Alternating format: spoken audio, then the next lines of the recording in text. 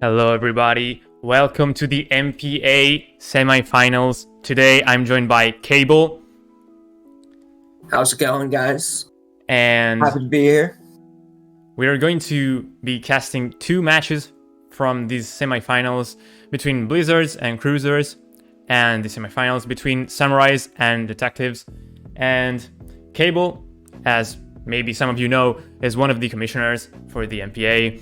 So if you have any criticism to move, it's your time to attack him. And he's here as you're punching. As you're punching. Yes, Zach. right at the end of the season. Best time to tell me. Yeah, of course, I'm joking. And today, as I said, we are going to cast two matches. And without further ado, I would say we introduce our first two players. Kyogre SG from Blizzards and Tiki from the Cruisers. And these two players are respectively a Chinese player, as you can see from the results, and Tiki is, I think, a new player that came out with these new games, Scarlet and Violet, since I haven't heard of him in the previous games.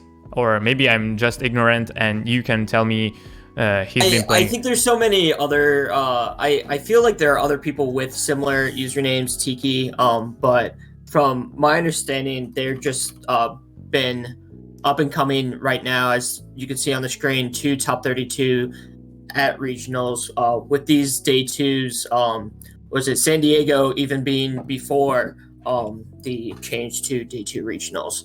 So yeah, definitely someone who's on the up and coming, at least this season. So excited to see what they're made of.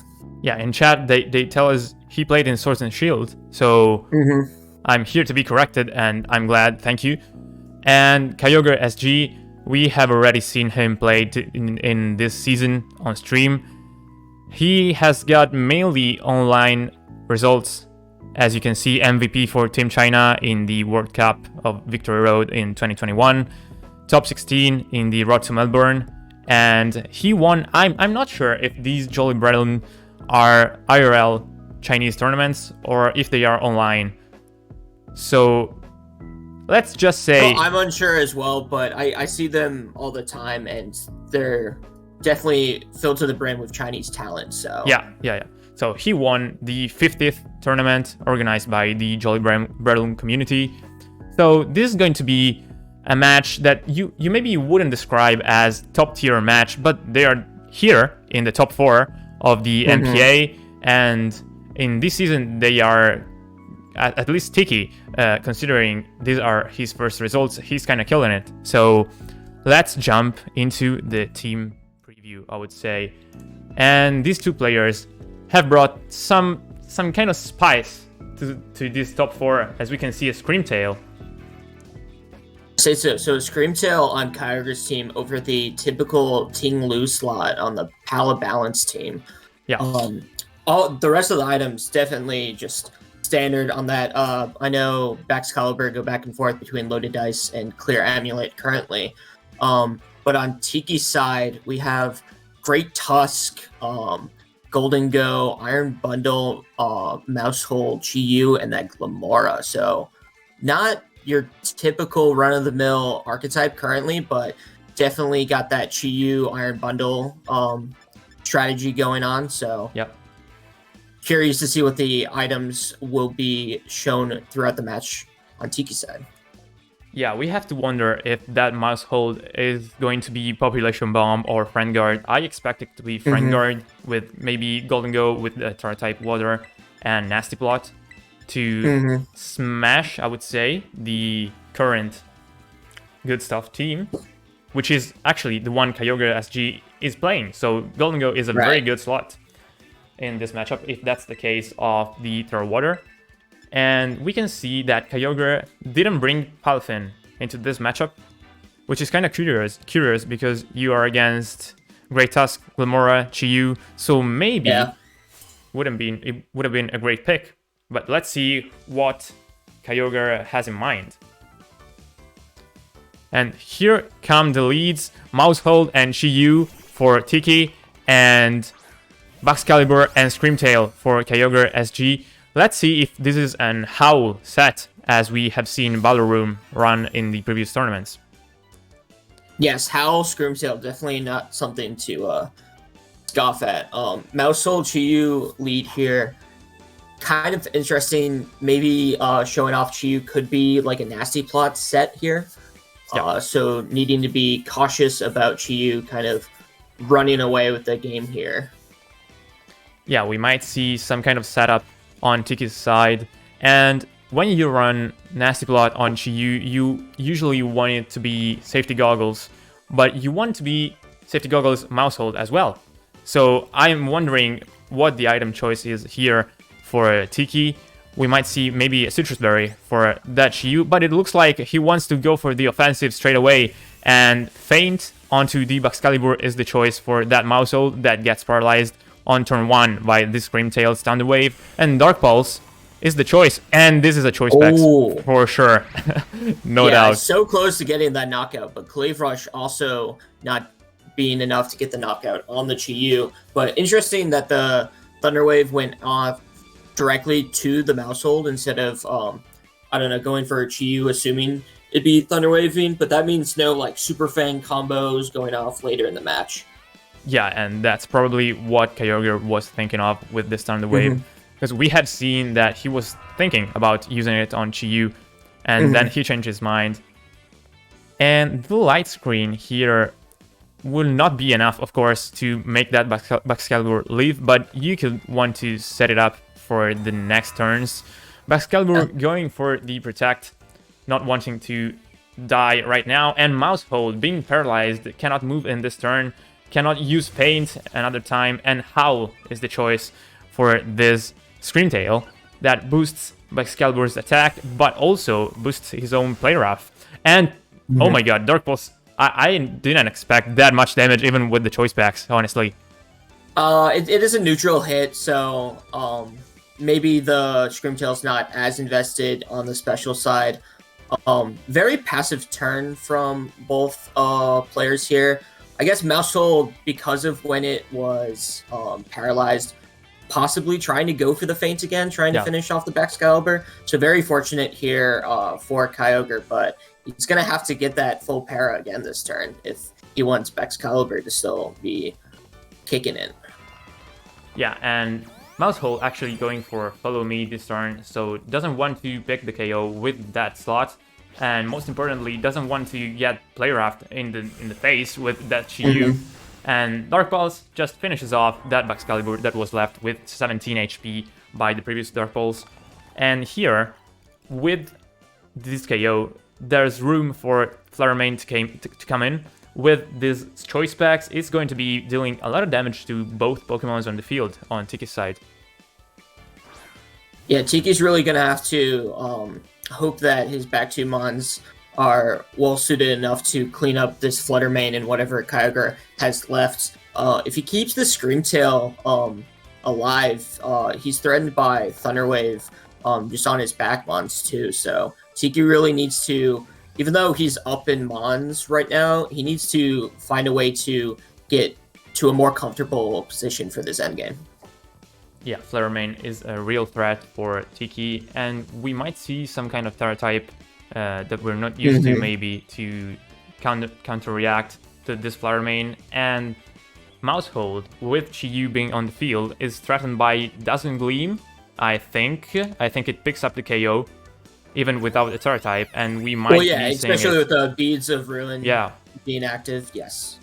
Yeah, that's kind of the downside of having Chiyu when you're against a special Pokemon. Your partner just gets completely destroyed by this Dazzling Gleam, and Screamtail set up a light screen for free. So Tiki kind of accepting his fate by losing 2 Mons on this turn. Yeah, not a lot he could really do there. He didn't want to switch in any Pokemon to give Kyogre some free damage here. And because of that lull in the turn, getting the light screen up for essentially free is just going to be very difficult for Tiki here in the last moments of this game.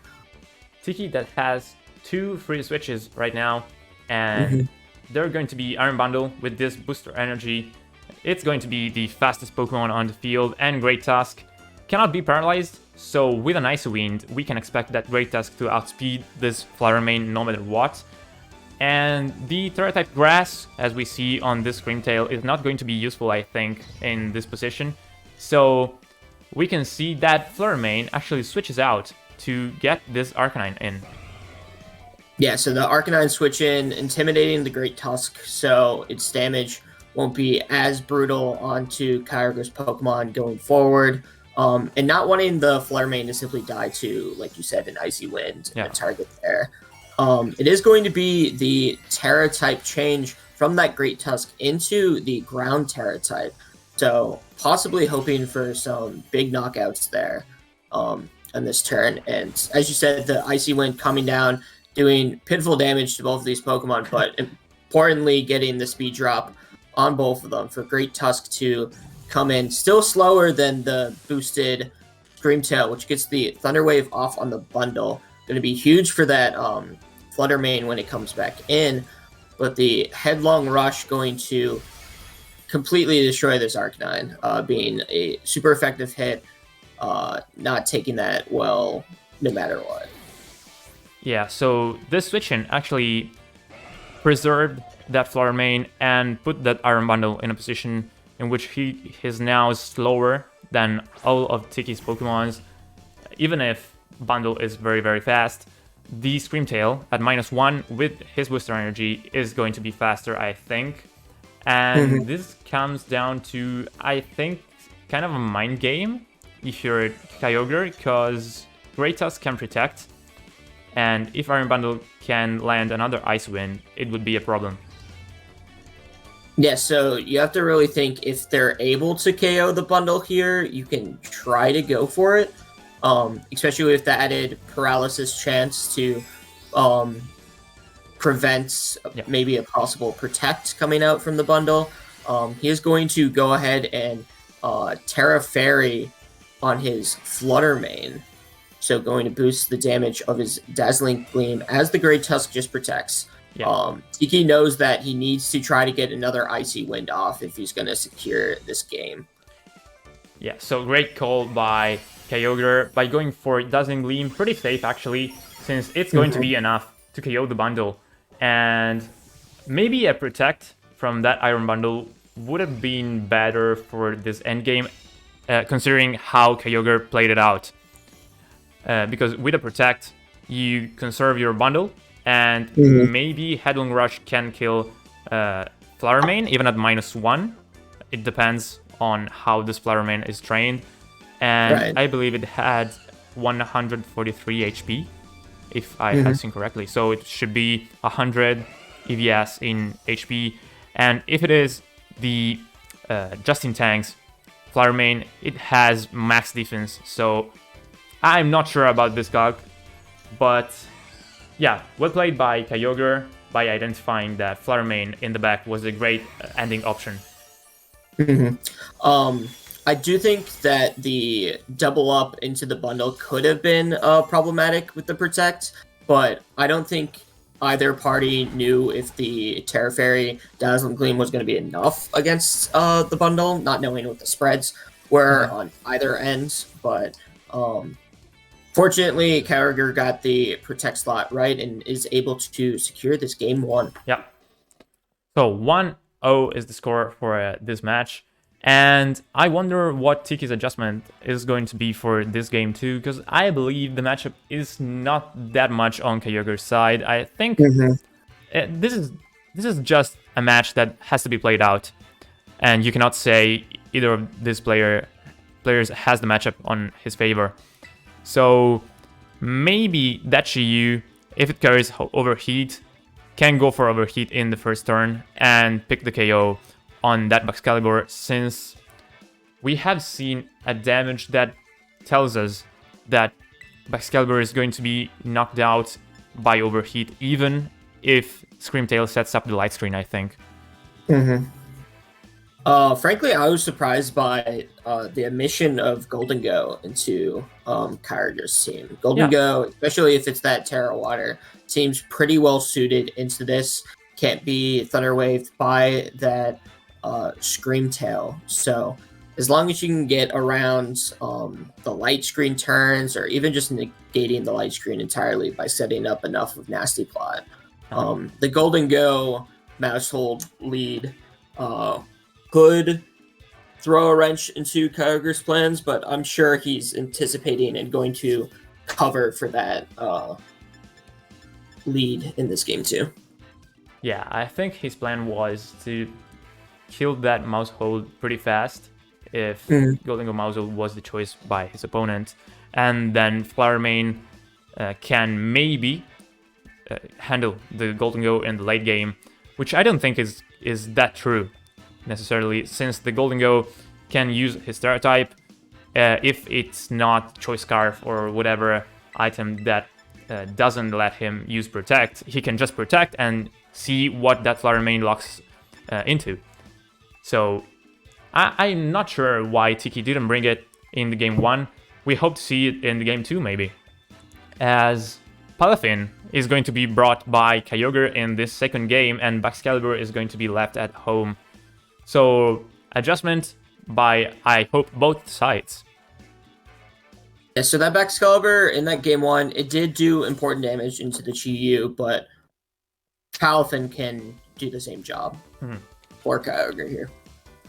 Yeah, definitely. And as we were talking about, Golden Go mouse hold is going to be the lead by Tiki, and Palafin with Flower Main is going to be Kyogre's one. And I wonder if this Palafin carries Haze or a substitute, as we have seen Agati use in the EUIC. Because Haze is going to be, I think, better in this situation to maybe delete those Nasty Plot boosts. But let's see how they will be playing this out, since Palafin might as well switch out in this turn to do Palafin things. And it has Haze. Yeah, so the issue always with the Palafin switch is that you know it's going to come eventually. You don't want the free damage going off. So you kind of can abuse the fact that your opponent's just assuming that the Palafin's going to pivot out. So Kyogre here actually opting to switch the Flutter Mane out in the Screamtail, leaving the Palafin out on the field. Yes, the Booster Energy going to proc the Photosynthesis, giving that Screamtail the speed advantage against Tiki's Pokemon. Follow Me just going to come out as the Palafin's going to go for a Wave Crash, just wanting to get as much damage out on this mouse hold as possible, bring it to 50% as the Golden Go sets up that Nasty Plot. Yeah, and Light Screen is going to try maybe hinder that damage by Golden Go, but I don't think it's going to be enough. And Palafin has to switch out in this turn. And Arcanine, I think, is in the back and is a great switch-in right now. So yeah, I think Light Screen Arcanine switch-in is the move I would go for, to maybe try and not take too much damage in this specific turn. And maybe go for something like Flare Blitz and Wave Crash in the late game. In the mid game. But that Terra type, Water, probably, by Golden Go, is going to be, I think, kind of unbearable by Kyogre with these Pokemon he has brought. And Arcanine switching in is the move Kyogre has gone for. Yeah, so this mouse hold just adding to the bulk with Golden Go. He needs to get rid of this eventually, which is why he went for the Wave Crash turn 1. Super Fang going to go onto the Arcanine switch in here as a +2 Make It Rain comes out. Going to be super effective against the Screamtail, knocking it out, and Arcanine going to just barely hang on there. Yeah, Super Fang very huge in this turn, since Arcanine was going to be a safe switch-in, as we thought, and probably as Kyogre thought. But that Super Fang just going to bring that Arcanine to half HP, and Golden Go following up with Make It Rain, just too much damage to take that Arcanine into the field for free. And right now, I don't know how he's going to be dealing with, like, Follow Me and Terra Water Golden Go. I'm not sure if he needs to Follow Me. Yeah, I was going to say, especially with how little damage Kyogre's managed onto Tiki's side so far. The just being up almost 4-2 on Tiki's ends with like he doesn't even know how he's gonna deal with this Golden Go yet. So he needs to kind of find something. He needs to call every turn correctly moving forward. Yeah, and this, I think, Protect on the Arcanine is going to be trying and maybe preserve that Arcanine for something he wants to do in later turns. And this Turret Water is going to be massive, because it's not going to take any damage by that Palafin or by that Arcanine, and protect from that Mousehold, as we were talking about. It doesn't really need to go for Follow Me in front of these two Pokemons. So if that Golden Go went for a Shadow Ball onto that Palafin, this is going to be very rough for Kyogre to try and win. But Make It Rain is the choice, very safe with the spread move. And I'm not sure how much. Okay, around 55, 25, 30%, not 55, I would say. And Golden Go is back to +0. I guess so. Two things with the Make It Rain. You either don't want to allow for a Flutter Mane switch in here at all, but also to guarantee the knockout to the Arcanine. I would have definitely preferred to see a Shadow Ball in like either slot. Make It Rain. It did so little damage, and it just brought his stats even lower. Yeah, I think Make It Rain is just to spam damage without thinking about the targeting. And this Arcanine right now is KOing himself with this Flare Blitz, I think. Yeah, and the recall is enough. So Arcanine leaving the field for this game. And Golden Go is left against the Palafin. Wave Crash, still going to be dealing some nice damage. Yeah, it's over 50%. Half of its health. Over 50%. Yeah. Hit. And the Citrus Berry is going to be eaten by that Golden Go, so no leftovers for Tiki in this set. Nasty Claw, okay, pretty greedy, I would say. But if the Iron Bundle comes in, it's pretty safe, actually. So Icy Wind can close out the game, yeah. If we don't see a miss, of course. Yeah, I think it was very fortunate that Wave Crash did exactly enough to proc the Citrus Berry. Yeah. Looking very close there. And the Nasty Plot, yeah, I would say a little greedy, but probably thought that Shadow Ball isn't going to be enough to KO the Palafin here. So just wanting to secure boosts to be able to KO both of the opposing Pokemon in the future turns. Yeah, but you know what? This Golden Goat always moved after this Palafin, so I don't think it's going to be fast enough to be faster. Yeah, to be faster than Flutter Mane. And we're going to see it right now, since I think Ice Wind is the move that Tiki clicked in this turn. I don't see any other moves coming out from that Iron Bundle, and that's the case. Yeah. Yeah, so, Palafin gonna protecting itself from the Icy Wind, so it'll have to be hit by Icy Wind later to be slower than the Golden Go. But the Golden Go is fast. It's fast enough. So this either means that Palafin is very fast, or this Flutter Mane is very slow. Yes. And I don't think that Tiki had the chance in game 1 to see that Flutter Mane's bulk. I don't think he has touched that Flutter Mane at all. And yeah, so we can just throw assumptions. Palafin is very bulky, since it has 201, I think, HP. That should be almost max. So either this Palafin is not very offensive, but we have seen Wave Crush damage, so it's not very offensive, or this Flutter Mane is very slow, and I think this is the scenario we're in. And this freeze, just to be sure that this game is locked, to bring this game home. And 1-1 is the score for this match. Very close, very close. And Tiki, nice adjustment. He noticed that his Golden Go was very, very strong in this matchup. So let's see if Kyogre can do actually anything to fix this thing, this Golden Go matchup. Because Golden Go is just untouchable. And without the Tinglu, he cannot really have any Pokemon that stays in front of Golden without taking any damage, since his Steel-type resists are Palafine that needs to come in the field, switch out, and be brought back in to be a real Pokemon. And Arcanine that just doesn't do anything, and neither does Palafin to Golden with the Turret Water. So, yeah, now that Golden was brought on the field, I would say Tiki has the matchup on his favor. You could potentially go back into the Baxcalibur. It would do decent damage into the Golden if it goes for Terra Water. And then if it stays Steel, it's threatened by the Arcanine. But just because of how Kyogre built his team, running these bulkier, slower Pokemon in the core for the power balance side of the team, because he does have that Thunder Wave for Screamtail, but that doesn't get around Golden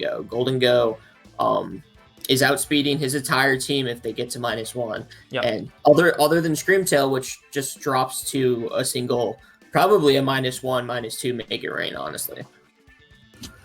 Yeah, I think if Light Screen is up, a +2 is enough. So I think it has to be +0 if there is not a Light Screen on the field, because Screamtail has very high defense stats, both physical and special, so I don't expect him to drop to a -1 Make It Rain. And even with the +0, I think it depends on both spreads. So we're not going to see it, because yeah, Screamtail is going to be left out for this game 3. And let's see. I think that's the right choice here. Yeah. You can't bring too many things that are just going to drop immediately to Golden Yeah, that's a correct choice in my opinion as well. And leads for this game 3 between Kyogre, SG, and Tiki. Tiki is going to go for the same lead for game 2, and Kyogre is going to go for Fluttermane and Arcanine. So I'm not sure if there is Palafin in the back, but if that's the case, it's a pretty weird situation, because you want to bring it in, but nah. Okay, there is no Palafin. Yeah. So the issue here is you need this Mousehole gone just because of the bulk it's bringing to Golden but just protecting Mousehole is so impactful as well.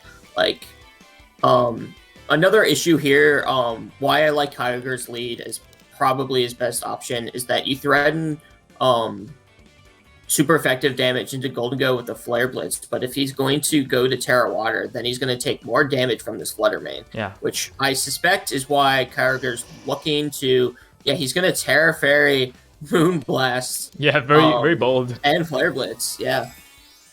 So Terra Fairy with the double up onto Golden slot, and that's a thing we had seen, I think, in the Agati against Poruiz set, in which Agati just was going to fire off everything that he had onto Golden slot, because you either do not set up because you just die, or you follow me and you set up but you lose Mousehole. And that's one of the, that's the trade that Kyogre wants to go for. But Tiki, right now, falling for this kind of bait of the Protect on Mousehole, and Golden is not going to drop, since the Citrus Berry is going to keep it healthy, but it's very close. And Make It Rain might not be enough if that's what he has gone for. Oh, Flare Blitz did a lot. I think... with the Citrus, it did maybe 20%. Make It Rain, importantly, is going to be able to knock out the Fluttermane. Yeah, and with this knockout, actually, Kyogre lost most of his firepower, since Baxcalibur and Amoonguss are in the back. And I expect Baxcalibur to come in, because you want to... Okay, he's going to bring in Amoonguss. Yeah, I expected the Baxcalibur, since you might want to knock out that Mousehole as fast as possible. No, especially with Fluttermane gone, you don't have any more spread damage. So this Golden Go honestly can probably just set up Nasty Plot again, as this Mouse Hold just redirects Yeah. attacks. But wait, yeah, okay, no. Arcanine has extreme speed. Yeah, I forgot about it. I'm used to seeing Oh, Howl right. nowadays. Yeah, extreme speed. Oh, that is important to note with the Golden Go no longer being Ghost type. So Yeah, that yeah. is his only way to deal with. Oh, but he's slower. But he's slower than the Mouse Hold. So extreme speed and Follow Me being the same priority bracket, Yeah. but Mouse Hold outspeeding means he is safe from this extreme speed. So, like I said, he can just set up Nasty Plot and kind of just ruin the rest of this game. Pollen Puff doing pitiful damage. Mouse Hold's not going down. It might die to a double up coming up, but Yeah. if Tiki gets rid of this Arcanine, it's gonna look pretty bad for Kyogre here. Yeah, I didn't think about the mouse hold being faster since you usually want to run mouse hold very, very bulky, but that goes for Arcanine as well, since you have to howl before Palafin and Baxcalibur that are not very... Okay, it doesn't have howl in the situation, but usually you don't want to be that fast, Right. and if you are going to be that fast, you are still going to be outsped by a very, very fast mouse hold. And that dies right now by that Flare Blitz, but I think it's too late. Because Make It Rain here... Oh no! Oh, he's Terra Water, Terra Blast. Okay, that's one way to KO the Arcanine. Yeah, I think that works. I did not expect that, no. But Kyogre knew that. Not the most common move. We never saw Shadow Ball, so we just assumed Yeah. that. But it is able to get up the pickup Amoonguss with the Pollen Puff. So no more Golden Go, and we're left here with an endgame 2v2 of Amoonguss and Baxcalibur sitting here waiting to see what Tiki's brought in the back. First revealed is the Iron Bundle. If it's anything like last game, we can suspect a Great Tusk to appear, but it is Glimmora as the last Pokemon. This is huge. And especially if it is Corrosion. Because it can just go for a Mortal Spin, set up an endgame, but it depends on... I don't know if that toxic damage on the Amoonguss is going to be impactful enough. You just need to knock out this Baxcalibur, but with the self-heal from the Pollen Puff, might be tricky. Baxcalibur going to protect. Kyogre knowing Tiki needs to get rid of this offensive threat, but the Freeze Dry going to Amoonguss, not enough to proc the Citrus. Citrus Berry, yes, and the Power Gem going to bring it down just to like a quarter of its health, with the Citrus going to bring it up just to under half as the Spores going into the Glimmora. Yeah, and Glimmora goes to sleep, and we can expect maybe an Assault Vest? I'm not sure. Yeah, because the Focus Sash is on the Great Tusk, as we have seen in Game 1. So, right now, I'm not sure if Freeze Dry is enough to pick up the kill on Amoonguss. He left it at 117, and it has 228, so yeah, it's more than enough. More than 100 HP of damage by the Freeze Dry, but it's going to target down the Baxcalibur, so predicting this Protect and dealing some good chip damage to start off with, because he has to knock out that Baxcalibur at some point. So this is very important, and it is very important as well that this Icicle Spear is not going to pick up the KO onto that Glimmora. Yeah, it has a chance. If one of these hits is a critical hit, it looks like. Oh, but none are critical hits, and it's only a 4-hit. So if Tiki's able to get a first turn wake up here, things could look pretty dim for Tiki here. Because Freeze Dry is going to be able to pick up the knockout on Amoonguss, and then if Glimmora wakes up, you probably pick up the KO on Baxcalibur. It's a very tight situation here. Yeah. Definitely the most important turn of the match, I would say.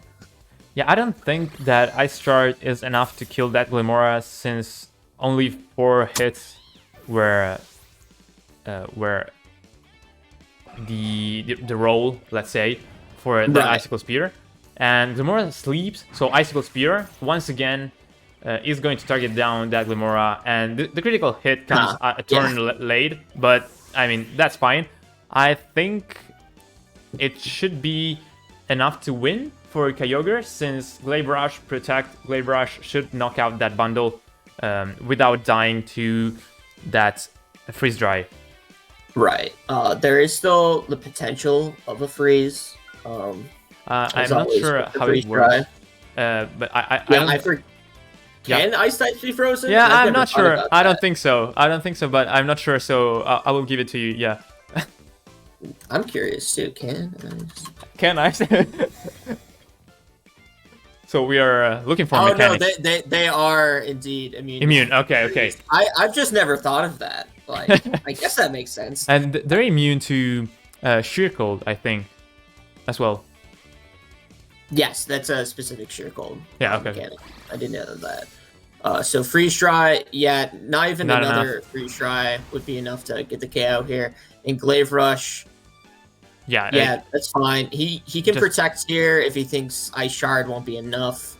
Yeah, and protect. No need to risk it with the damage, because even if a Freeze Dry crits here, it wouldn't be enough to KO Baxcalibur.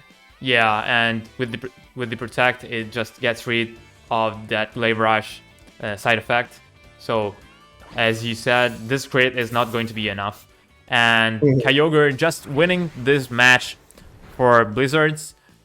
And after the turn 1, I was not sure. Yeah, past turn 1. But yeah, it was very, very weird as a turn 1. So GG to Kyogre. And we have seen how Golden is an answer to Pile Balance, but you have to play it very well. And you cannot leave that Golden to get a double hit in one turn by Flutter Mane. Especially if it carries choice packs. And Arcanine was there just to morale support that Flutter Mane, but it dealt his own damage and to kill that Mouse Hold in the next turns. So it did its job, even if it was not as important as the damage that Flutter Mane dealt with that Dazzling Gleam. But yeah, maybe with a different comp, Golden with the Terrawater might shine.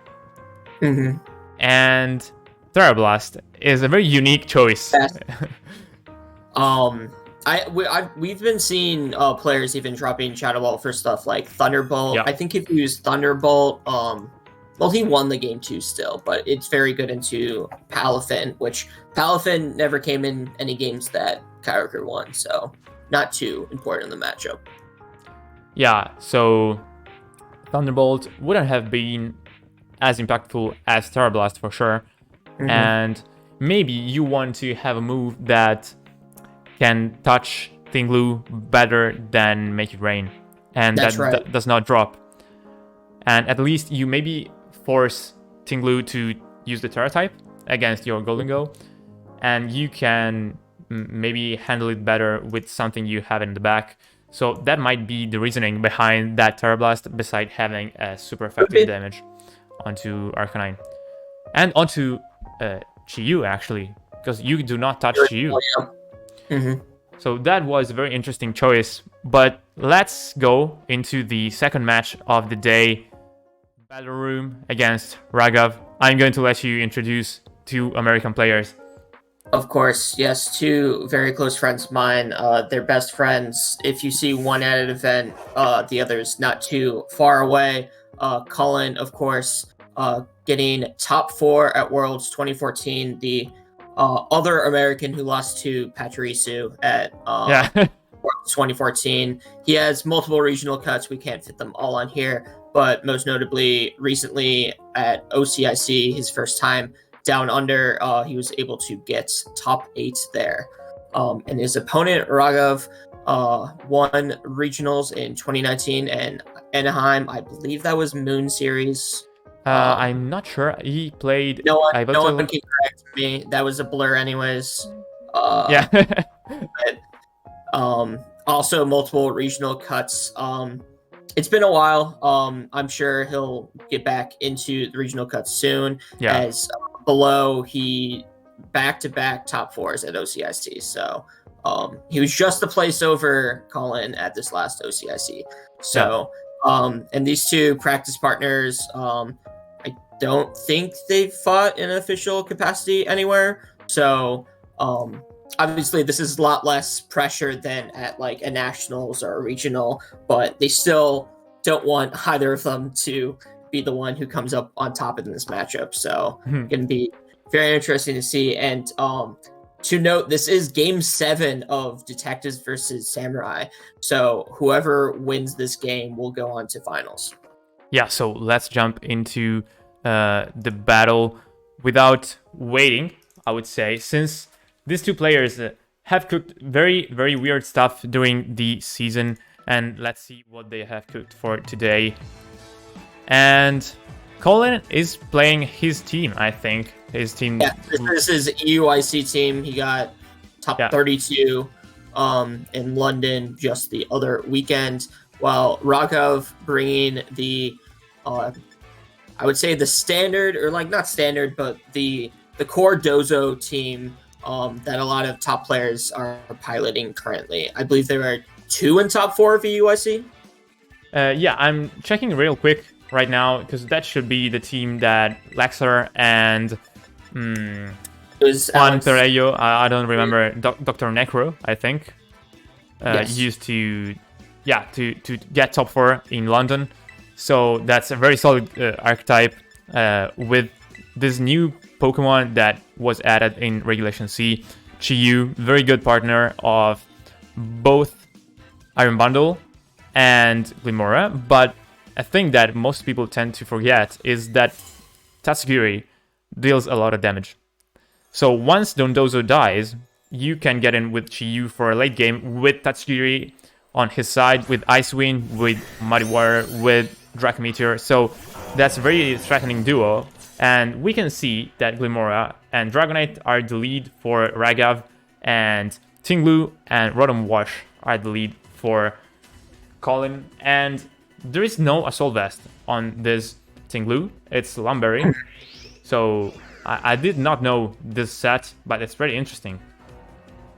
Yeah, so on this team, he's able to run Earthquake because he does have Rotom and Dragonite on the team.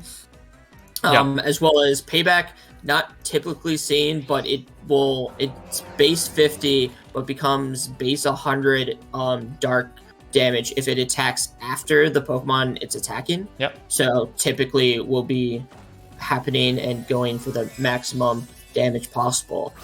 Turn 1 right away, we're seeing Rotom Wash go for that Terra Steel, not wanting to be hit by Terra Grass Energy Ball from a Glamora. Extreme Speed, I don't know. There are a bunch of options that could threaten that Rotom. And the Terra Grass is actually a thing that you called out pretty well, since it's coming out from that Glimora to not take too much damage by that Earthquake.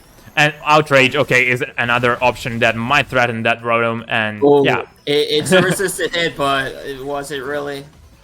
Yeah, Will-O-Wisp is going to burn that Dragonite and break that multiscale if that's the case. And I would say pretty with much confidence that it is choice banned, since that damage is a lot. And this special defense drop is huge. Ooh.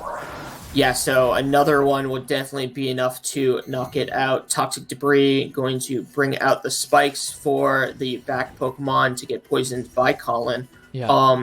So I was curious which Dragonite it was going to be, because the two, while the 6 did get both semifinalist spots in EUIC, one was a choice band Dragonite, the other was a Lum Protect Dragonite. But Outrage definitely showing off that it's choice band here. Yeah, so it might be the Lexer, I think, version with the choice band Dragonite. And I might check very fast the differences between the two teams, but Why Oh, spoiling this match? It is only it's the only the Dragonite. We don't Only have to Dragon. go. Okay. So probably Terra Normal here. But Colin, because of that special defense drop, he's in a tight spot. This Outrage burned is going to go into the Ting-Lu. Thunderbolt just going to be some damage onto that Dragonite as the Power Gem into the Steel-type Rotom. Maybe thinking that would be enough to get the knockout if the Outrage were able to go into it, or possibly covering for, say, a Dragonite switch-in by Colin. Yeah, probably the Outrage right now is enough with this range, I would say, to pick up the KO on that Rotom. So that's a very unique thing you don't usually see with Dondozo's teams. The lead is just melting through Colin's team without Dondozo coming on the field. And Outrage is not enough, so I had to correct myself. And the confusion is coming down onto that Dragonite. Hydro Pump is not going to be dealing enough damage to that Glimmora, but Energy Ball is going to be tanked by Dragonite pretty well. And yeah, only 12 But HP. very well. Yes. I'm doubly resisted. Yeah, I'm not sure if it's Assault Vest, since Ting-Lu is not carrying it. So we might be seeing an Assault Vest on this Dragonite. Oh, yeah, I think in Team Preview we saw the Assault Vest. Yeah, okay. And yeah, I'm wondering how Colin is going to be dealing with Dondozo once it comes on the field. But actually, Dragonite itself is a very good Dondozo's answer, since it usually carries Terra Blast with the Terra-type Grass, Wave Crash, and Earthquake. And oh yeah, the Dragonite just gonna hit itself in confusion, and die to the burn. Dragonite, you know, it did its job. yeah, but it made me laugh that with the confusion, Colin took, I think, 7 screenshots of. Oh yes. So there is no Dondozo in the back, so recognizing that, okay, maybe it is the Dondozo. Okay, it's not the Dondozo in the back, recognizing that Dragonite and the team of Colin in general was very, very well designed to beat Dondozo. So Iron Bundle Chiyu, still very good duo for the late game, since Iron Bundle gets its damage boosted by Bits of Ruin, and with the Ice Wind, it gets Chiyu in the position to deal a lot of damage without being threatened by any of the opposing Pokemon to move before an Heat Wave or a Dark Pulse. And this Dragonite switches out.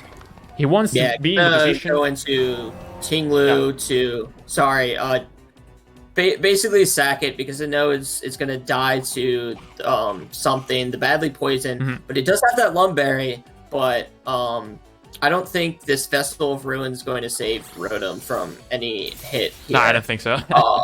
No, especially since it's going to be taken off the field by that Freeze Dry before Rotom's even touched by hit. And yes, as the Heat Wave comes out, Mr. Rotom has been taken down. Yes. Mr. Rotom has to leave the field.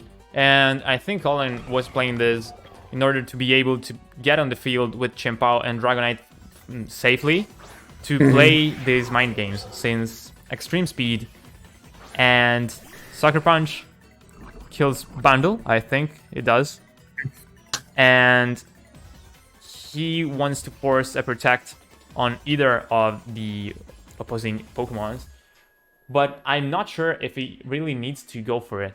I mean Ragav, because if Ragav goes for Heat Wave and Freeze Dry onto that Dragonite, he just kills one of Colin's Pokemon, since Chien-Pao is poisoned. So with Heat Wave, he's just going to go down.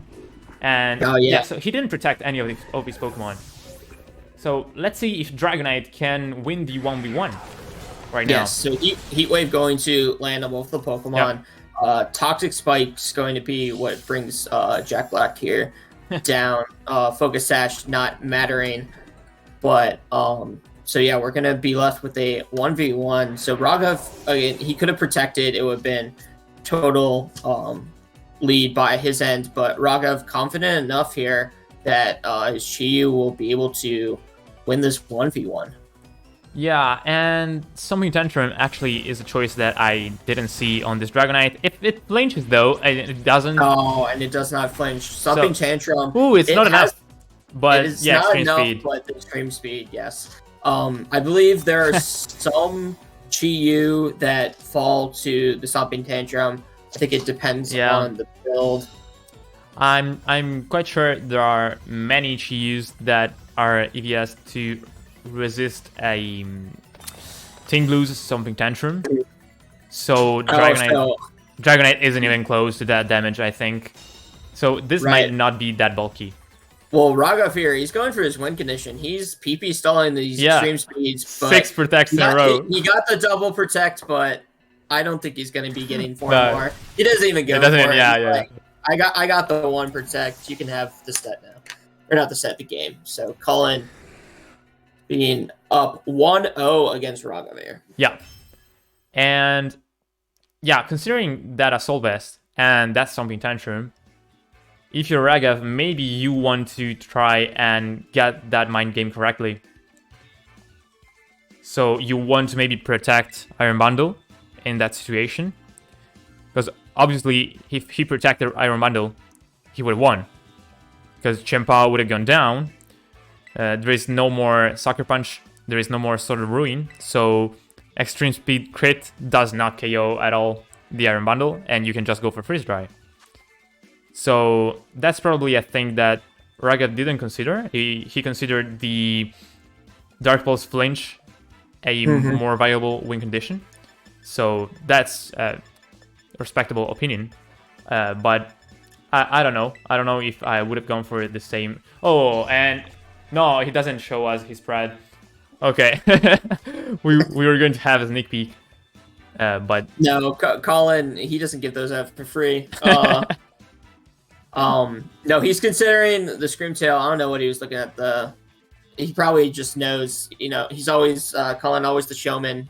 He wants to showcase his Screamtail, even though he brings it to, I don't know, maybe 5% of his games. We never saw it in London. Yeah. Although, I do know that, he got either top 16 or top 32 in both global challenges, largely because of the Screamtail. So yeah, I'm quite sure I lost to Battle Room in this global challenge, and yeah, I hate that Screamtail, and mainly that Thunder Wave. Yep. Is the Dragonite inner focus? It needs to. I can check. I can check if it is inner focus real quick. My gut, I believe both should be multi-scale. Yeah. And he definitely can be. I would say based off of the damage we saw from the Energy Ball. Energy Ball, even though it was quad resisted, that screamed multi-scale. Right, it's inner focus. It's inner focus. Yeah. Oh, it is inner focus, right? Yeah. Because it's Assault Vest. Okay. Yeah, it's just too strong. So Chien-Pao to blue and Chiyu Dragonite on the lead. So both Ruins on the lead for this game too. And I'm not sure if Chiyu is right as an early game option, but we're going to see it right now, and it's not threatened by the Chien-Pao, so it has to go for an Earthquake to kill that Chiyu, or it just doesn't get the kill. So Dragonite is probably going for a Terra type normal since it's in front of a Chien-Pao. And yeah, that's the case. I think it's normal. Yeah.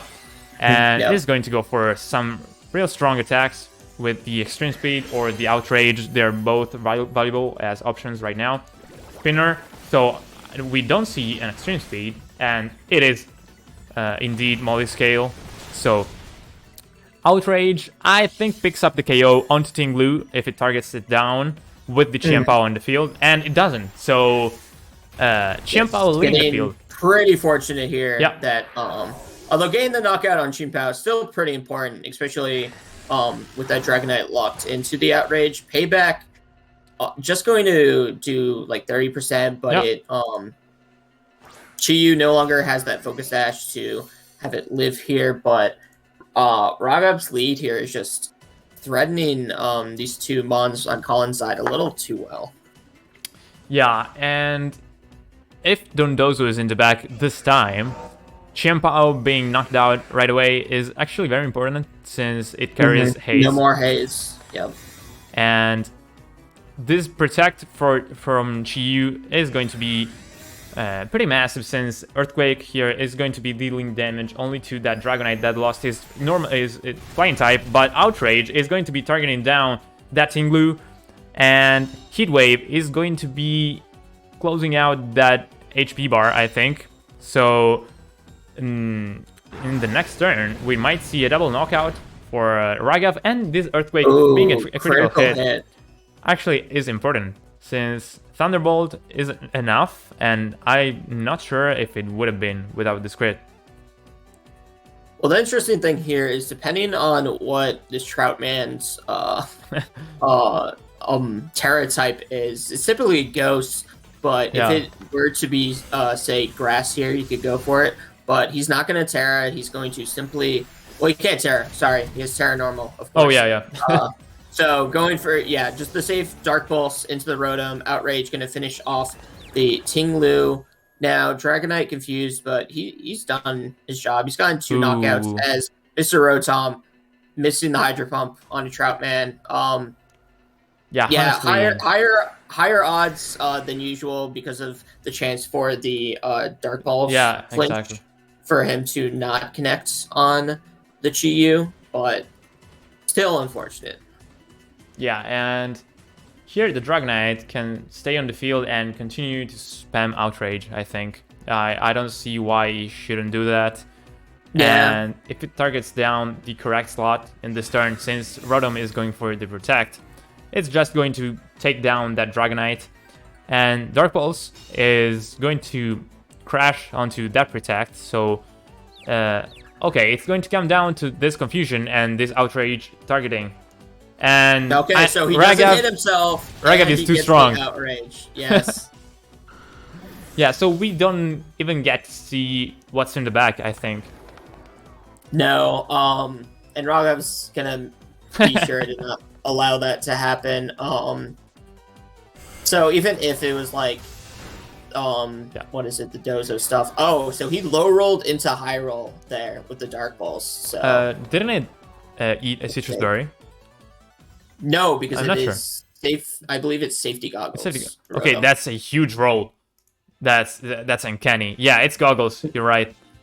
So I don't know. So Raghav taking this game 2 pretty comfortably. Yeah. So in this game 3, I mean, in game 2 we didn't even see what was in the back for Raghav. So Colin can adjust, but not that much, since he can adjust to that lead, but he might just lose to what's in the back, because there could be Glamora and Iron Bundle, or Iron Bundle and Tatsugiri, or there could be Dondozo. And those are very different scenarios you have to prepare for, and you kind of have to choose what your opponent is bringing, because you cannot go for the play in the middle and try to counter all of these, I think. And you just have to choose, And I don't think Rotom is that valuable if your opponent does not bring Dondozo. Yeah, so, but it's tough because Colin kind of relies on it, just in the matchup in general. Yeah. The Will-O-Wisp into the Dragonite was pretty important in game 1. Yeah. And I'm not sure if in game 1... No, okay. Outrage went before Will-Wisp, since it dealt a lot of damage onto the Terrasteel. So, yeah, Dragonite is indeed faster than the Rotom. And let's see. Okay, game 1 lead for Raghav, and game 2, I think. Was this the lead? Yeah, game 2 lead for Colin, and this is going to be interesting because both players used the lead that they lost the game with. And that's unusual, since you Mhm. usually go for the lead that made you win. But in this turn, it's kind of weird, since Qianpao can either destroy that Iron Bundle's HP bar with Sucker Punch that deals around 60%, I think. Yep. Yeah. Just over half here. So Yep. that kind of looks like Extreme Speed Sucker Punch might have been a roll in game one. Mm, It looks close, yeah. Yeah, I'm not sure. I play bundle, and I usually, what was it? Was it a Dark Pulse or an Heatwave Miss? Dark Pulse into the Protect, so I believe it was a double Yeah. into the Ting Lu. Was Hydro Pump and Dark Pulse rejecting Yes. this Star Water, and that is coming out in this turn. So it's interesting as a choice for Ragav. But I was saying that when I play Iron Bundle, I usually expect it to die to Sucker Punch plus Extreme Speed, even if it's not boosting item. But I don't know, because Qianpao is usually Jolly with 125 attack, I think. Or maybe 120, I'm not sure. And Dragonite has 134, and it's usually Adamant max. So Ting Lu here... Or sorry, you finished. No, yeah, I was gonna say that kind of balances out the damage of Sucker Punch and Makes sense. All right, so Ting Lu going to Terra Water here as Qianpao goes for Protect. As Ragav going to Heat Wave here. It will now be resisted into the Ting Lu. Absolutely no damage. Yeah, Earthquake's gonna come out, knock this Chi-Yu down to its Focus Ash. Yep. And that Tinglu is very safe right now, since even if, let's say, Heatwave burned this Tinglu, it carries a Lumberry. So you're safe in any case, since also Freeze Dry is threatening you of a super effective damage and a freeze. But the freeze, like, you don't have to worry about it. So that's a very safe position for Tinglu. It can take all of the damages that are on the field and does not have to worry about any status condition. And right now, Qianpao is just going for a Sucker Punch, pretty safe on the Iron Bundle, picking up the KO, I think. And in this position, I'm not sure if any of the Pokemons in the back for Ragav can win the game. I feel like they can, especially if he, as he does, switches out the bundle to Dozo. Because if you save this bundle for the end game, things could get a little dicey for Colin, especially, yes, because the Sucker Punch fails here, and the Heat Wave goes off onto the Qianpao. Will the Heat Wave burn the Qianpao is the big question. It does not. And Payback picking up the KO onto this Chi-Yu. And this Tatsugiri right now, if it's in the back, is... I don't think it should come out, since, there is haze. The haze can just be clicked, yes. Yeah. So you really need to force Qianpao out here, somehow get a knockout onto it. Because we saw the Dozo, we can pretty safely assume Tatsugiri's in the back. Yeah. So if Ragav... I think this is still doable by him. He just needs to... Because even without the boost, Terra, Grass, Dozo looks pretty good into the rest of Colin's team, depending on what he has in the back. Yeah, and in this turn, if you're a Ragav, you might go for Double Protect, which I think is not the case, since we are seeing a Terra type. And Double Protect, you maybe bait that Protect on Qianpao's side, and that's the case, because it's like your opponent cannot punish a Double Protect usually, and if Qianpao protects, then you have something like a double attack to KO it. But in this turn, Ragav just decided to outplay us. I don't know. Yeah, so I was saying huge turn from Colin's end, because this Ting Lu was looking unbreakable, but you just kind of like the other set we're casting earlier. If you protect one mon, but the other gets doubled into, like that momentum swing from your opponent is just a little too much to handle. Yeah, for sure. And so the Chi and Power Protect was called out by Ragav by not going for a double protect and by just doubling up into the Tinglu, which would have been pretty hard to KO in the next turns, probably. He wanted to use that Chi and Power to his favor. That Terra Blast was super effective and boosted by Sword of Ruin. So very good use of the Ruin's abilities right now. And we have to see how he wants to bring that Tatsugiri on the field. Because if he wants to do that right now, and which I think is happening, since we have Dondozo and there is Tatsugiri, okay? I think the KO has to go on to that Chimpao right now. Yeah, there's always that mind game where, like, do I click Haze? Yeah. Like, are they going to switch in? Or do I need to respect the Pokemon that they currently have out and knock that out? So Commander, Tatsugiri, sneaking in Dozo, giving it that +2 Omni Boost, and yes, that Sucker Punch. He respected the bundle too much and is going to see a Terra Blast into the Chimpao for its efforts.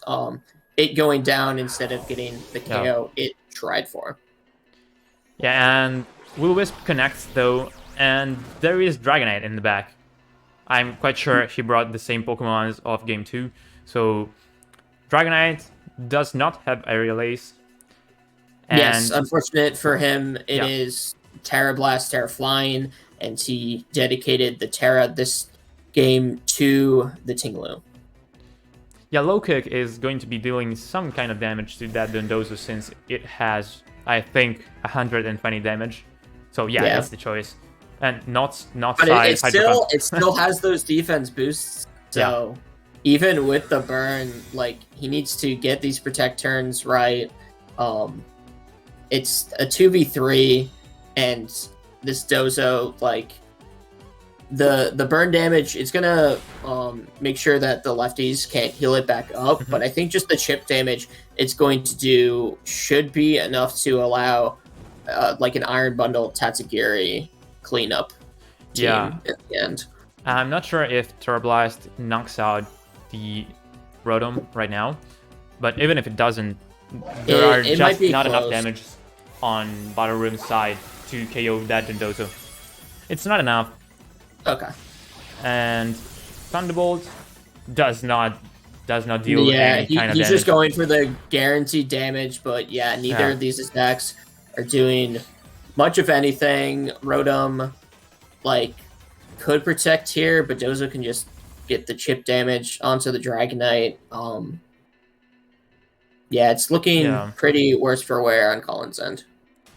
I think here, if you KO Rotom, there is no way that you win the end game. You have to maybe crit onto Iron Bundle with extreme speed, and you have to hope that Tatsugiri just misses twice or 3 times in a row the Ice Wind or the Drac Meteor, because that's your only win condition. If it's Choice Scarf, if it is something like Citrus Berry Tatsugiri, as we have seen, I think, Wolf using in the first regional, you might have some win conditions, but I don't think that's the case. Choice Scarf is usually the choice you go for on Tatsugiri. Number 1 in usage for a reason. It's and I think Choice Packs is respectable, but no one's using it, and it makes sense. It's just such a fast meta, and the Choice Scarf is very strong. And as we approach the end of that HP bar, I'm not sure if Extreme it wasn't a crit. Yeah, if it was a crit, no, would have KO'd, it would have KO'd, it just looked like a high roll from the low kick. But Extreme Speed, he's gonna try it, but you just double onto Dondozo, I think. What? No, I think he was hoping for it to crit, because he needs damage on that Tatsugiri. Yeah, but so the reason why he Thunderbolts there is so that Thunderbolt either paralyzes the Tatsugiri or sets it up so that Extreme Speed can KO it the next turn. That was a play of desperation, but it was the best option he really had other than a potential double protect there. I think as far as odds go, double protect probably was better, but he was thinking maybe it could have KO'd without a crit, but I'm just concerned by the fact that he Thunderbolt the Tatsugiri slot and not the Dondozo one, since if Dondozo dies, it just gets redirected onto Tatsugiri. And if you Dondozo, are not wrong there. Yeah. if Dondozo does not die, it just misses. So That's right. Dozo can't. Yeah, Dozo can't switch anyways. Yeah, good point. And yeah, Iron Bundle just goes for a, I would say, safe protect here. Since you always go for extreme speed into that slot, it's kind of risky actually to protect it, but yeah, it pays off. And Ice Wind does not miss.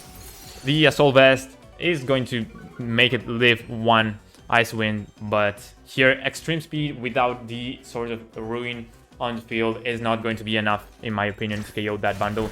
And I'm okay. No, he yeah. just a critical hit. So proved you wrong, but yeah, even with getting that KO, this Tatsugiri, he just has to hit its IC wins. Yeah, it has to miss once, I think. Yeah, so depending on this extreme speed damage, might not be enough for the 2-hit KO. No, it is. So let's see. Does this IC win hit? Doesn't miss. Does. So Raghav wins the BO3 and brings Samurais into the finals of the NPA 12th season. Yes, and very what a narrow set there. What a set, yeah.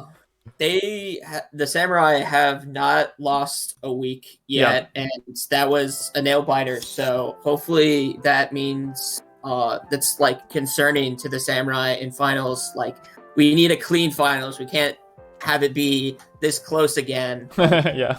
What a week! What a set! Great games by both competitors. Yeah, really great games.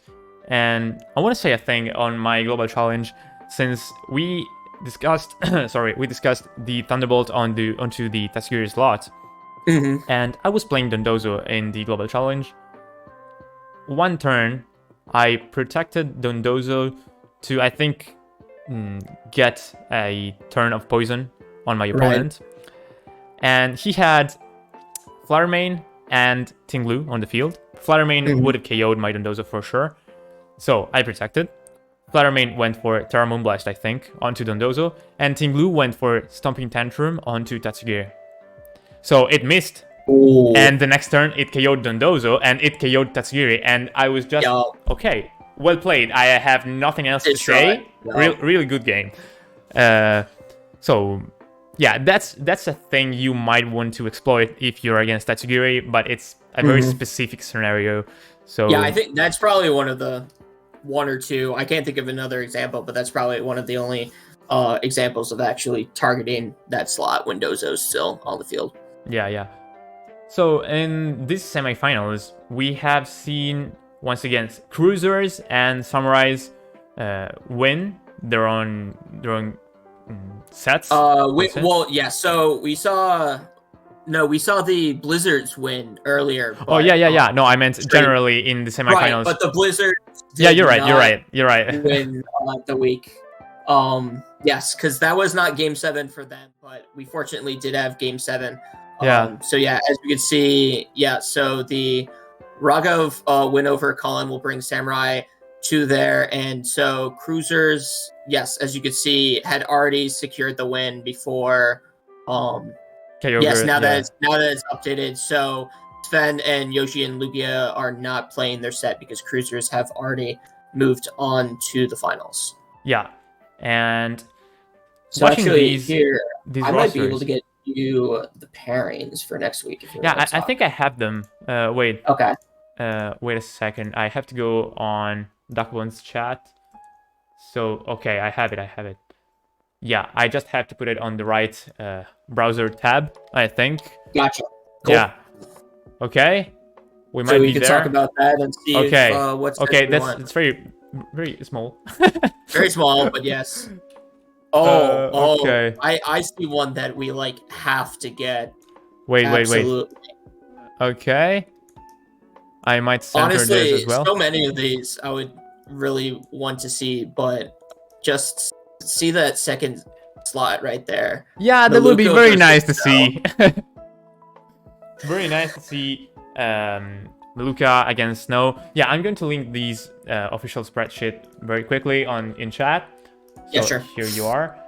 And these sets are going to be fire. Unfortunately, we have Raghav against Giso without the capture card. As you can see, the no column right next to their names. So we cannot see them play for the final stream. But everybody else has, at least one capture card per match. So, well, as we've learned throughout the season, they might have the capture card, but with all these different time zones, availability, they have hopefully they can have the capture card with them while they're playing, and we can get some of these matches. Hopefully, we get at least 2 to showcase next week. I was hoping for at least, like, I don't know, 3 or 4, but I'm being realistic here, but yeah, if we could get as many as we can, that'd be lovely. It's great. I've been involved in NPA since NPA 3 now, so NPA holds a special spot in my heart. So with documenting, honestly, with all these sheets, the documentation, we can just go back and think about these sets for future generations of Pokemon. Is great. So especially without in-game replays currently, so I will definitely pressure many a player to be sure. Like, honestly, it's the final week. If we need a week extension just to guarantee playing these on cart, I'll think about it. But it would be very great. Yeah, we'll talk with these players. Yeah, of course.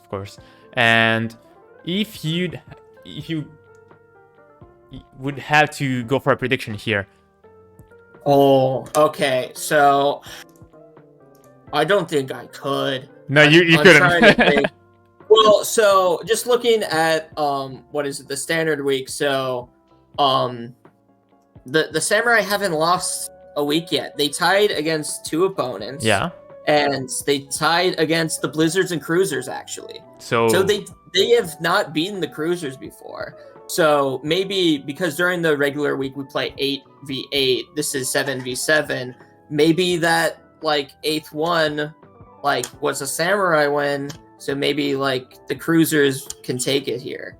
The Cruisers, of course, they went. So the Samurai went 7-0-2. Now 8-0-2. Blizzards 6-1-3. The Blizzards, their stats, they were number 2 seed. Or sorry, not the Blizzards, the Cruisers. The Cruisers.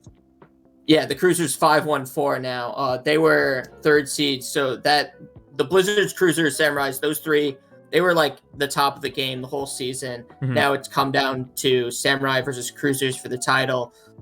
I think it's hard to bet against the Samurai, but the Cruisers, they have a lot of star power still here. Yeah. And an NPA staple for the past like half a decade, Snow, probably NPA MVP all-time material right there.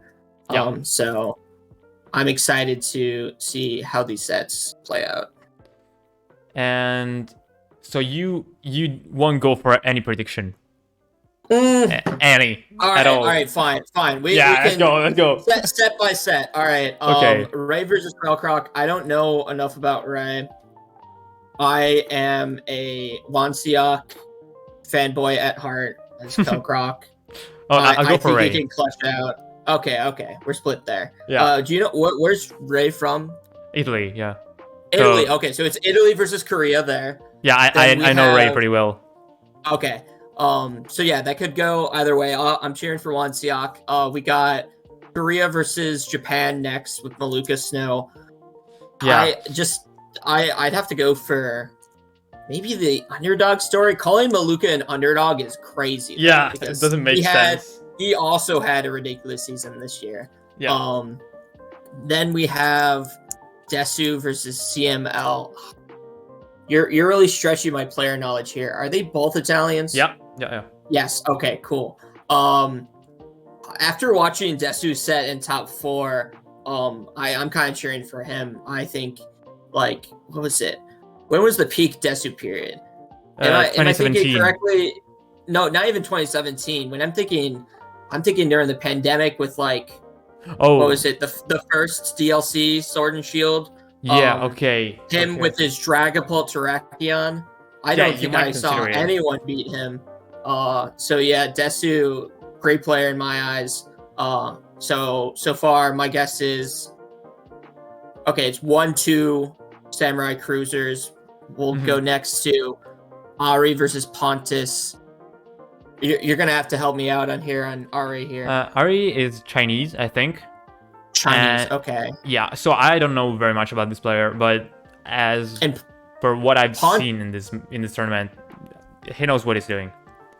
Right, for sure. I think he's been pretty crucial. He's gone 4-2, and then Yeah, we can check. what was it? We can check real quick. Yeah, he's 4-2 currently. So definitely winning for the So, Samurai. yeah, Although 4-2, frankly, you I can think say it here. everyone's winning for the Samurai. Yeah, Yeah. there's a reason their record's so high. They have 2 players with losing records, which is like whatever if these losses are against like the top of the top Yeah. of players. You don't care. So yeah, as far as we'll check out Pontus. Why is Pontus a familiar name for me? Pontus Westerlund. Okay. He's from Sweden. Sweden, And yes. I think he used to play more in 2017 and 2018, but I played him in Liverpool this year, so he is active right now. He did win his set against, it was Kuro against the Samurai, and Samurai did not roster Kuro for their final set. So I'm thinking maybe Pontus could have this. Okay. But I don't know. I'm gonna have to give it to Ari. Ari's just been playing phenomenal this season. I agree. So that's split 2-2. Next, Audi versus Zelda. It's sad US that we see these versus two players Aussie. down here in the ranking. Okay. To be fair, for how we do finals, we randomize top 3 and then randomize top 4. Oh, so some of these players could have been like 4th seed, you know? Okay. So like, yeah, like looking at, for example, we go to Blue. Blue was 4-2, Raghav's 4-2, and then Adi's 1-4. So it was just the matter of we randomized these seeds. Yeah, okay. Such that Adi's higher up. So like I think all of them would have been like around 4th seed, 3rd seed for them. As far as US versus Australia, gotta go US. So now I'm breaking down 3-2 for Samurai. Raga versus Giso. Do you have information on Giso? Yeah, Giso is Italian, and his only IRL tournament has been Milan Special last year. Okay. But he's very active online, he plays a lot. So this is going to be interesting, and unfortunately we are not going to be casting it since, as we said, there is no capture card here. Both of them, I mean, if Giso's online and he's big on Showdown, Raghav, he knows his way around the Showdown ladder. Plenty of ults up there. So who knows? Like the Showdown versus in-game impact, it happens. You know, some people claim they're better on one than the other. It's just kind of like a state of mind thing when you're sitting down and playing. Yeah, Animations and whatnot. Raghav would not be my friend anymore if I said that he was going to lose that set. So I gonna have to give it to him. So that kind of, I think I'm saying Samurai are going to win this. Yeah. And as for Blue and Fiona? Blue and Fiona, hopefully maybe we get that set too. Is Blue, so Blue's also a Chinese player, right? I think these symbols are Korean, but... Oh, Korean, sorry. Yeah, but I'm not sure anymore about anything right now. I didn't even look at the symbols. I thought I knew Blue as a Chinese player. Yeah, consider I thought it was Japanese, but yeah, his handle on Discord just says Korean things, so I'm not sure. I'm not sure. When they were against, he lost to Zelda when they last played. Okay. So he actually dodged getting randomly paired up against Zelda again. So, And then as far as did Fiona play when they played before? Yeah, Fiona took a game off of Desu last time. So yeah. I think I'm gonna have to give it to Fiona there. So I'm expecting 7 games regardless. Hopefully not another not a blowout. I know Samurai would hopefully not have another nail biter, but we as spectators we want all the nail biters we can get. 7 game sets every time. Yeah. And as for my predictions, I would go for Ray and Giso here. Just go Italy. And Sure. Desu against CML, both Italians. But CML is a phenomenal builder. And also a phenomenal player. But Dave is just too strong at the moment. With the global challenge, I think he ended up in top 4. Jeez, okay. Like without APAC players and all that stuff. But yeah, he's very strong right now. Also in the UIC, he went very, very well. And I will go for Dave here. So Desu. Okay. So 2-1. Yeah. Here I would pick Snow. No. Since Meluka, I think we have seen Meluka against Snow in the week 8, 6, I don't know. Snow did win that. That's yeah, because Meluka kind of went crazy there and brought Gothorita. So if he goes for this move again, I see Snow winning once again. But he can surprise us, of course, is Meluka. Right. So here I will go Ari, because Ari is a League of Legends champion. So let's go League of Legends. Don't play League of Legends. It ruins your life. So you got 3-1 currently. I think 3-2 because Ray, 3-2. Desu, Ari, Snow Giso. Yeah, 3-2. Yep. Here I have to pick Zelda, but only considering the NPA run. Because Adi has been struggling a lot with this run. He's 1-4, I think you said. Yes. I think that would be a very close set that nobody could ever throw a prediction at. So I would just go for Zelda considering the NPA run. And well, I'm all right, 3 and 3. 3-2. So they both only played 5 sets. So. Okay. Yeah, but 1-4 against 3-2 is... you're right. You have to consider it. And yeah, Giso. And here I really don't know. I really don't know Blue enough to give him the win. I will just give it to Fiona. Okay, so you're saying 7 games cruisers. 7. Yeah, because on Samurai... Game. Yeah, so Samurai you have... Ray, Desu, Ari. Ari. Yeah. So regardless, we think it's going to be close and like we're split. Even on who we think is going to win. And again, I'm not sure since I don't know Blue. I know a friend of mine talked to Blue to ask him for some infos for a team, and he was very specific and very helpful. So he, of course, knows what he's building and everything else, but I just don't know him enough. And this is a set I would really like to watch to see how he plays. So I'm saying 4-3 for the cruisers, but it would be very sad if Samurais didn't win this competition. Great. So with these predictions, I think we can say goodbye to you and give you appointment to next Monday, I think, or next Tuesday. And I am in touch with Cybertron for the finals, so I'll let you know if he is going to be the co-caster for the finals. So stay tuned, and thank you for watching, guys.